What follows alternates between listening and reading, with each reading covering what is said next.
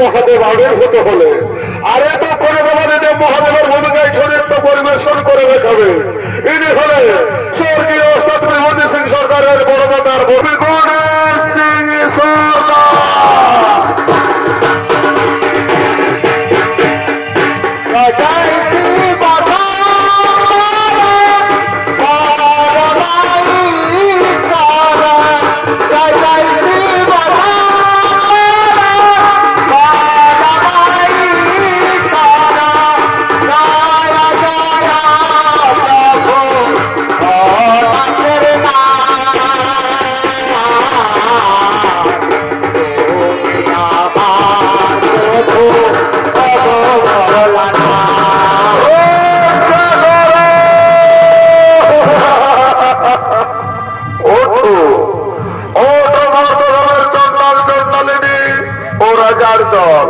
বলো বলো তোমাদেরকে কে বন্দি করে রেখেছে? কি আর বলবো কি আর বলবো? দেবাদিদেব মহাদেব আমাদেরকে বন্দি করে রেখেছে ত্রিপুরাসুর। কি কি বললো? ত্রিপুরাসুর ত্রিপুরাসুর ত্রিপুরাসুর। ওরা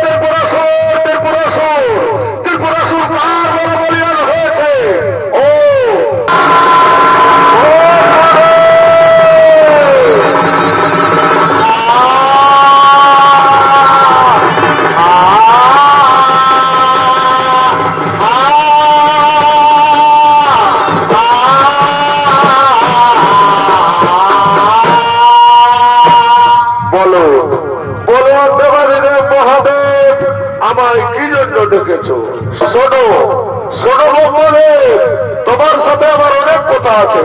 প্রথমে তুমি মর্তধনের চন্ডাল চন্ডালে রাজাদের বন্ধন মুক্ত করো, তারপর তোমার সাথে আমার অনেক কথা আছে। ঠিক আছে ঠিক আছে দেবাদিদেব মহাদেব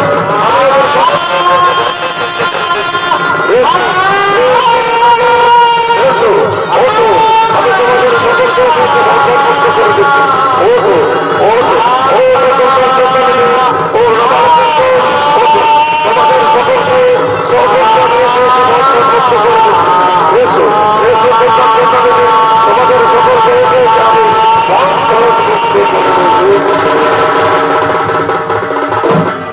এরপর বলুন দেবাদিদেব মহাদেব আমায় কি জন্য ডেকেছো? শোনো শোনো বোধে, তুমি কি ত্রিপুরাসুরকে উপরন্ত বরদান করেছো? না না দেবাদিদেব মহাদেব, আমি তো তাকে উপরন্ত বরদান করিনি। তাহলে তাহলে ত্রিপুরাসুর তুমিও বলছো তাকে উপরন্ত বরদান করিনি, আর আমিও তো তাকে উপরন্ত বরদান করিনি। তাহলে তাহলে ত্রিপুরা সরকার বলে বলিয়া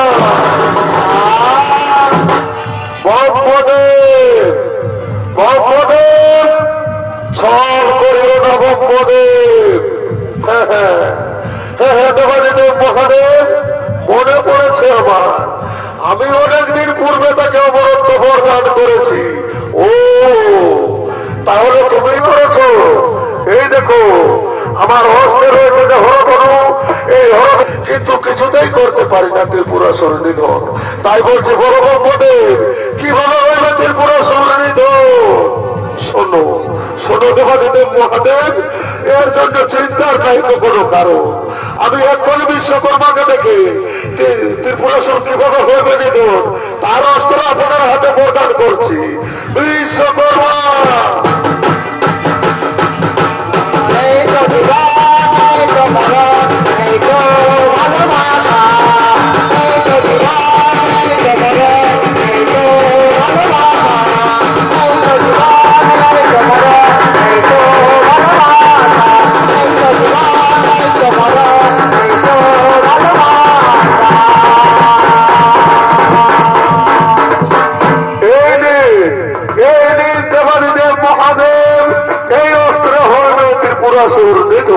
ঠিক আছে ঠিক আছে, দাও বিশ্বকর্মা, দাও আমাকে সেই অস্ত্র।